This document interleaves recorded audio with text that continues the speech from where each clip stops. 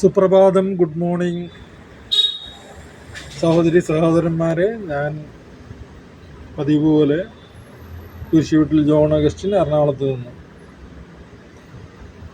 അപ്പോൾ ഇന്നലെ മുതൽ നമ്മുടെ FIFA world cup 2026 second leg തുടങ്ങി. സെക്കൻഡ് ലെഗ് അല്ല, ഗ്രൂപ്പ് സ്റ്റേജിൽ രണ്ടാമത്തെ കളി.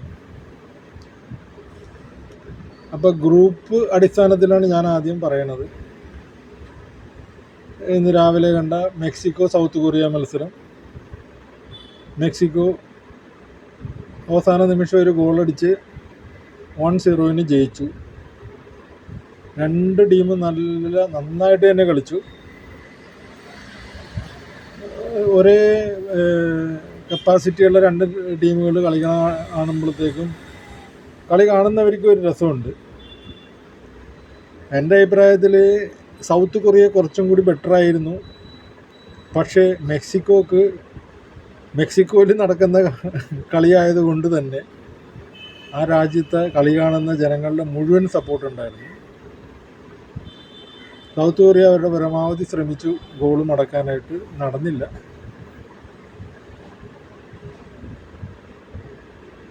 അപ്പോൾ ആ ഗ്രൂപ്പിൽ ആ മത്സരം മെക്സിക്കോ 1-0 മുന്നോട്ട് കഴിഞ്ഞപ്പോൾ ഓട്ടോമാറ്റിക് ഗ്രൂപ്പിൽ അവർ ഒന്നാം സ്ഥാനത്ത് എത്തിയിട്ടുണ്ട്. പിന്നെ ഗ്രൂപ്പ് എയിൽ തന്നെ രണ്ടാമത്തെ ഒരു കളി എന്ന് പറഞ്ഞാൽ ചെസ്നിയയും സൗത്ത് ആഫ്രിക്കയും തമ്മിലായിരുന്നു. ചെസ്നിയ അഥവാ ചെക്ക് റിപ്പബ്ലിക് ആദ്യത്തെ കളീൻ്റെ തന്നെ നമ്മളെ നിരാശപ്പെടുത്തിയതാണ്. രണ്ടാമത്തെ കളിയിലും നിരാശപ്പെടുത്തിക്കൊണ്ട് സൗത്ത് ആഫ്രിക്ക എന്ന ഒരു ആഫ്രിക്കൻ കൺട്രി രണ്ടാമത്തെ പ്രാവശ്യമാണ് അവർ വേൾഡ് കപ്പ് കളിക്കുന്നത്. അവരോട് സമനില പിടിച്ചു എന്നത് സൗത്ത് ആഫ്രിക്കയ്ക്ക് വളരെയധികം അഡ്വാൻറ്റേജാണ്. പക്ഷേ ചെക്ക് റിപ്പബ്ലിക് പോലെയുള്ള ഒരു വലിയ വർഷങ്ങളായിട്ട് വേൾഡ് കപ്പ് കളിക്കുന്ന ഒരു രാജ്യത്തിനെതിരെ സമനില പിടിക്കുക എന്ന് പറഞ്ഞാൽ സൗത്ത് ആഫ്രിക്കയ്ക്ക് വലിയ കാര്യമാണ്. ചെസ്നിയ അഥവാ ചെക്ക് റിപ്പബ്ലിക് വളരെ മോശമായിട്ടാണ് ആദ്യത്തെ കളിയായാലും രണ്ടാമത്തെ കളിയായാലും. ചെക്ക് റിപ്പബ്ലിക് ആദ്യത്തെ കളിയിൽ കൊറിയ ആയിട്ട് തോറ്റതാണ്. രണ്ടാമത് ഇപ്പോൾ സൗത്ത് ആഫ്രിക്കയായിട്ട് ഡ്രോയും പിടിച്ചു.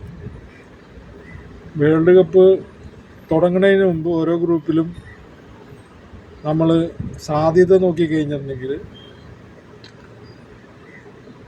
ഗ്രൂപ്പ് എയിന്ന് ചെക്ക് റിപ്പബ്ലിക് ഗ്രൂപ്പ് ലീഡറായിട്ട് അല്ലെങ്കിൽ ടോപ്പറായിട്ട് വരും എന്നുള്ളൊരു കണക്ക് കൂട്ടലായിരുന്നു പലരും. ചില സാധ്യതകൾ മെക്സിക്കോനും കൊടുത്തിരുന്നു ഗ്രൂപ്പ് ലീഡറാകാൻ. വേറെ ഒന്നുമല്ല, അവർ നല്ല ടീം തന്നെയാണ്, സ്ഥിരമായിട്ട് വേൾഡ് കപ്പ് കളിക്കുന്നതാണ്. അതിനേക്കാളും ഉപരി അവരുടെ നാട്ടിൽ അവരുടെ ജനങ്ങളുടെ സമ്പൂർണ്ണ പിന്തുണയിൽ കളിക്കണതുകൊണ്ട് മെക്സിക്കോ ചിലപ്പോൾ വരും. അങ്ങനെയാണ് വിചാരിച്ചത്. നാച്ചുറലായിട്ട് സൗത്ത് കൊറിയ ചിലപ്പോൾ മൂന്നാം സ്ഥാനമായിട്ട് വരുമെന്നാണ് വിചാരിച്ചത്. സൗത്ത് ആഫ്രിക്കയ്ക്ക് പ്രത്യേകിച്ചൊന്നും ഗുണമൊന്നും ഉണ്ടാവില്ലെന്നാണ് വിചാരിച്ചത്. അതിന് വിപരീതമായിട്ട് ഒന്നാം സ്ഥാനം മെക്സിക്കോ ഉറപ്പാക്കിയേക്കണേണ്. ഇനി ചെക്ക് റിപ്പബ്ലിക് സൗത്ത് കൊറിയ ആയിട്ട് കളിച്ചെന്തെങ്കിലും അത്ഭുതം സംഭവിക്കുമെന്ന് എനിക്ക് തോന്നണില്ല.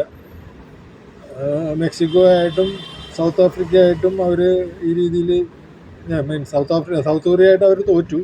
ഇനി അവരുടെ കളി എന്ന് പറഞ്ഞാൽ മെക്സിക്കോ ആയിട്ടാണ്. മെക്സിക്കോ ഇപ്പോൾ നല്ലൊരു ടീമാണ്, അവരുടെ ജനങ്ങളുടെ മുമ്പിൽ കളിക്കുന്നതാണ്. മെക്സിക്കോ 2 കളിയും ജയിച്ചേക്കുന്നതാണ്. അവരിന്ന് സൗത്ത് കൊറിയനെ തോൽപ്പിച്ചു. ഇതിനു മുമ്പ് സൗത്ത് ആഫ്രിക്കനെ 2-0 തോൽപ്പിച്ചാണ്. ചെക്ക് റിപ്പബ്ലിക് സൗത്ത് കൊറിയ ആയിട്ട് തോറ്റു. ചെക്ക് റിപ്പബ്ലിക് സൗത്ത് ആഫ്രിക്കയായിട്ട് ഡ്രോ പിടിച്ചു. അപ്പോൾ അവർ ഔട്ടാകാനാണ് സാധ്യത. എൻ്റെ ഒരു ഇതനുസരിച്ചിട്ട് മിക്കവാറും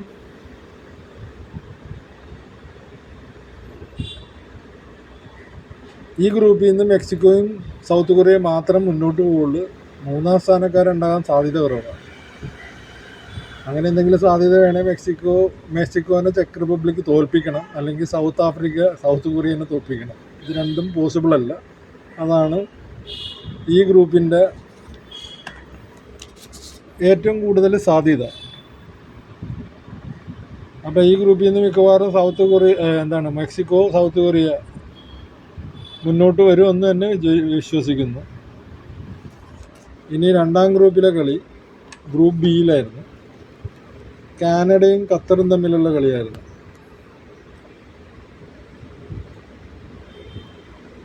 ഖത്തർ എന്ന് പറഞ്ഞു കഴിഞ്ഞിട്ടുണ്ടെങ്കിൽ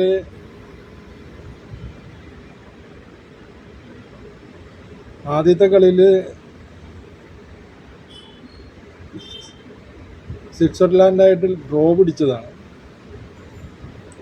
അത് അവരുടെ വലിയൊരു വിജയമായിരുന്നു. പക്ഷേ ഇന്നലെ അതൊക്കെ തകിടം മറിഞ്ഞു. സ്വിറ്റ്സർലാൻഡിനെക്കാളും കുറേ കൂടി കാനഡ എന്തായാലും സ്വിറ്റ്സർലാൻഡിൻ്റെ പോലെ വലിയൊരു ടീമല്ല. അവരെ ഡ്രോ പിടിച്ച ഖത്തർ താരതമ്യേന സ്വിറ്റ്സർലാൻഡിനേക്കാളും മോശമായിട്ടുള്ള കാനഡ പോലെയുള്ളൊരു രാജ്യത്തിനോട് 6-0 തോറ്റു.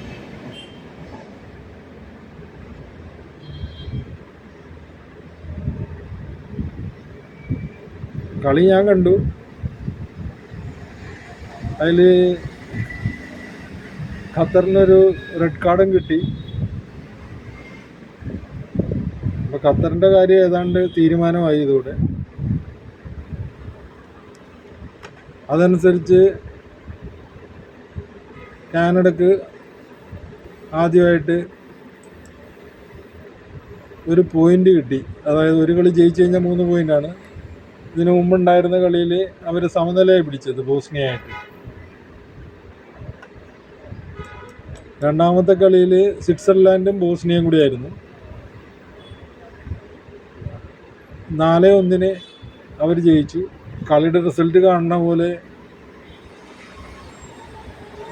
വളരെ വൺ സൈഡഡ് ആയിട്ടൊന്നും ആയിരുന്നില്ല. അവസാന നിമിഷമാണ് ആ 4 ഗോളും അടിച്ചു കയറ്റിയത് ലാസ്റ്റ് ക്വാർട്ടറിൽ. അതുവരെ ബോസ്നിയ പിടിച്ചു നിന്നു. ഒരു ഗോളും അടിച്ചു. അവർക്കും പെനാൽറ്റി ഒരു റെഡ് കാർഡ് കിട്ടി. അവസാനം 9 പേരായിട്ടാണ് കളിച്ചത്. മറ്റേ കാനഡയായിട്ട് ഖത്തർ കളിച്ചത് അവസാന നിമിഷങ്ങളിൽ 9 പേരായിട്ടാണ്. സ്വിറ്റ്സർലാൻഡിനെതിരെ ബോസ്നിയക്ക് ഒരു റെഡ് കാർഡേ കിട്ടിയുള്ളൂ. അവർ 10 പേരെ വെച്ചാണ് കളിച്ചത്. അതിന് ശേഷമാണ് ഈ ഗോളുകളൊക്കെ കയറി പറഞ്ഞേക്കുന്നത്. ഒരു ഗോൾ അവർ തിരിച്ചടിക്കുകയും ചെയ്തു. ഖത്തറിന് പക്ഷേ 9 പേരെ കൊണ്ടൊന്നും ചെയ്യാനൊന്നും പറ്റിയില്ല. അപ്പോൾ സ്വിറ്റ്സർലാൻഡ് 4-1 ബോസ്നിയനെ തോൽപ്പിച്ചു. കാനഡ 6 ഗോളിന് ഏകപക്ഷീയമായി ഖത്തറിനെ തോൽപ്പിച്ചു. 9 പേരുള്ള ഖത്തറാണെന്ന് ഓർത്തിരിക്കുക. അപ്പോൾ ആ ഗ്രൂപ്പിൽ കാനഡ ഇപ്പോൾ 4 പോയിൻ്റായിട്ട്, അതായത് ഇന്നലെ ജയിച്ചത് അതിന് മുമ്പുള്ള ഡ്രോയും കൂടി 4 പോയിൻ്റായിട്ട് ടോപ്പായിട്ടുണ്ട്. ടോപ്പാകാൻ കാരണം അവരുടെ 6 ഗോൾ അടിച്ചത് കൊണ്ടാണ്. സ്വിറ്റ്സർലാൻഡ് സെയിം പോയിൻ്റ് തന്നെ, 4 പോയിൻ്റ്, ഒരു വിജയം ഒരു സമനില. പക്ഷേ അവർക്ക് ഗോൾ ഡിഫറൻസ് കുറവാണ്. അവർക്ക് 4 അടിക്കാൻ പറ്റും. ബോസ്നിയയുടെ കാര്യം ഖത്തറിൻ്റെ കാര്യം ഓരോ പോയിൻ്റായിട്ട് കട്ടപ്പോവുകയാണ്. ഇനി ബോസ്നിയ ഖത്തർ കളിയും കൂടിയുണ്ട്. പിന്നെ കാനഡ സ്വിറ്റ്സർലാൻഡാണ്. അവർ ഡ്രോ പിടിച്ചാലും ജയിച്ചാലും അവർ മുന്നോട്ട് പോകും. ഗോൾ ആവറേജിൻ്റെ കാര്യത്തിൽ ഡ്രോ ആണെങ്കിൽ കാനഡ തന്നെ വരും കൂടുതൽ ഗോൾ അടിച്ചതുകൊണ്ട്. ജയിക്കണം. സ്വിറ്റ്സർലാൻഡ് ജയിച്ചു കഴിഞ്ഞാൽ ഗ്രൂപ്പ് ടോപ്പർ ആവാൻ പറ്റും. അപ്പോൾ ആ കളിയിൽ നിന്ന് അതേ ഉള്ളൂ. പിന്നെ ബോസ്നിയ ഖത്തറിൽ ഡ്രോ പിടിക്കണേനെ 2 ടീമും നോക്കൗട്ടിൽ പോകില്ല. 2 പേരും ഔട്ടാവും. ഏതെങ്കിലും ഒരു ടീം ജയിക്കണമെങ്കിൽ 4 പോയിൻ്റാവും. ഖത്തറാണ് ജയിക്കണമെങ്കിൽ 3-ാം സ്ഥാനക്കാരായിട്ട് പോകാൻ അവർക്ക് കുറച്ച് പാടാണ്. 6 ഗോൾ വലിച്ച് അവർ കയറ്റിയിട്ടുണ്ട്. അപ്പോൾ അവർ ബോസ്നിയനെ അതിൽ കൂടുതലൊന്നും വേണ്ട. അവർക്ക് -3 ആണ്. ഖത്തറിൻ്റെ -2 എങ്കിലും ആക്കണമെങ്കിൽ മിനിമം 4 ഗോളിന് തോൽപ്പിക്കണം. ബോസ്നിയക്കാണെങ്കിൽ -3 ഉള്ളതിൽ അറ്റ്ലീസ്റ്റ് ഒരു 2-3 ഗോളിന് ജയിക്കണമെങ്കിൽ 0 ആയിക്കഴിഞ്ഞാൽ അവർക്ക് 3rd പൊസിഷനായിട്ട് നോക്കൗട്ടിലോട്ട് പോകാൻ പറ്റും. അതെന്ത് സംഭവിക്കുമെന്ന് അറിയില്ല. 2 പേരും ഡ്രോ പിടിക്കണമെങ്കിൽ 2 പേരും പോകില്ല. നോക്കൗട്ടിൽ ഈ ഗ്രൂപ്പിൽ നിന്ന് കാനഡയും സ്വിറ്റ്സർലാൻഡും മാത്രം പോവുള്ളൂ. അതുപോലെ തന്നെ ഫസ്റ്റ് ഗ്രൂപ്പിൽ ഞാൻ പറഞ്ഞു ചെക്കോസ്ലാവിയയും സൗത്ത് ആഫ്രിക്കയും മിക്കവാറും നോക്കൗട്ട് സ്റ്റേജിലോട്ട് പോകില്ല. അതായത് എ ബി ഗ്രൂപ്പിൽ നിന്ന് മൂന്നാം സ്ഥാനക്കാർക്ക് മുന്നോട്ട് പോകാൻ സാധ്യതകൾ വളരെ വിരളമാണ്. ആകെയുള്ള സാധ്യത എ ഗ്രൂപ്പിൽ ചെക്ക് റിപ്പബ്ലിക്കിനാണ്. ചെസ്നിയ മെക്സിക്കോനെ തോപ്പിച്ചാൽ മാത്രം മതി. അവർ വലിയ ഗോളുകളൊന്നും വലിച്ചു വാരി കയറ്റിയിട്ടൊന്നുമില്ല. അങ്ങനെയാണെങ്കിൽ അവർ തേർഡ് പൊസിഷനിൽ മുന്നോട്ട് പോകും. ഗ്രൂപ്പ് ബിയിൽ ബോസ്നിയയും ഖത്തറും തമ്മിലുള്ള കളിയിൽ അത്ഭുതങ്ങൾ സംഭവിക്കണം. ഖത്തറിനെ മുന്നോട്ട് പോകണമെങ്കിൽ 4 ഗോളിനെങ്കിലും ബോൾസിനെ തോൽപ്പിക്കണം. ബോസ്നിയക്ക് മുന്നോട്ട് പോകണമെങ്കിൽ അതുപോലെ തന്നെ 2-3 ഗോളിൻ്റെ വ്യത്യാസത്തിൽ വേണം. രണ്ടുപേരും കൂടി ഡ്രോ അടിക്കണമെങ്കിൽ 2 ടീമും പുറത്താവും. അപ്പോൾ ഗ്രൂപ്പ് എ ബി സ്ഥിതി ഏകദേശം നമുക്ക് മനസ്സിലായി. മെക്സിക്കോ സൗത്ത് കൊറിയ ഉറപ്പായിട്ടും നോക്കൗട്ടിൽ പോകും. കാനഡ സ്വിറ്റ്സർലാൻഡും ഉറപ്പായിട്ടും നോക്കൗട്ട് ഗ്രൂപ്പ് ഓഫ് 32 ചെല്ലും. ബാക്കി 2 ടീമുകൾക്കും സാധ്യത വളരെ വിരളമാണ്. ഈ റെഡ് കാർഡ് കിട്ടിക്കഴിഞ്ഞിട്ട് ആ ടീമിന് 10 ചുരുങ്ങുക, അല്ലെങ്കിൽ 2 പേർക്ക് റെഡ് കാർഡ് ഇട്ട് 9 പേരൊക്കെ ആയിട്ട് കളിക്കുക, അത് ആ കളി തന്നെ ഇല്ലാണ്ടാക്കുകയാണ്. ഇപ്പോഴാണെങ്കിൽ ടെക്നോളജിയും കാര്യങ്ങളും ഒക്കെ വെച്ചിട്ടാണ് റെഡ് കാർഡൊക്കെ കാണുന്നത്. ഇന്നലത്തെ കൊടുത്ത കാർഡുകളിലൊന്നും വലിയ പ്രശ്നമുള്ളതായിട്ട് തോന്നണില്ല. റിവ്യൂ ഒക്കെ എടുത്തതിന് ശേഷം റെഡ് കാർഡൊക്കെ കൊടുത്തു. കളിക്കാർ കുറച്ചും കൂടി നന്നായിട്ട് കളിച്ചു കഴിഞ്ഞിട്ടുണ്ടെങ്കിൽ അവർക്ക് തന്നെ നല്ലതാണ്. അതുപോലെ തന്നെ കളി കാണുന്നവർക്കും അതൊരു അത്ര നല്ലതായിട്ട് തോന്നുന്നു. 11 പേരുടെ അഗെയിൻസ്റ്റ് 9 പേരെ 10 പേരെ കളിച്ചു കഴിഞ്ഞാൽ അതെങ്ങനെയാണ് ശരിയാണ്? 9 പേര് കളിക്കുമ്പോൾ നാച്ചുറലായിട്ട് 5-6 ഗോള് കയറും. 10 പേരായിട്ട് കളിച്ചു കഴിഞ്ഞാൽ അതിനേക്കാളും 1-2 ഗോളായിരിക്കും കുറഞ്ഞു കയറുന്നത്. അപ്പോൾ അത് കളിക്കുന്നവർക്കും കളി കാണുന്നവർക്കും അത്ര സുഖമുള്ള കാര്യമല്ല.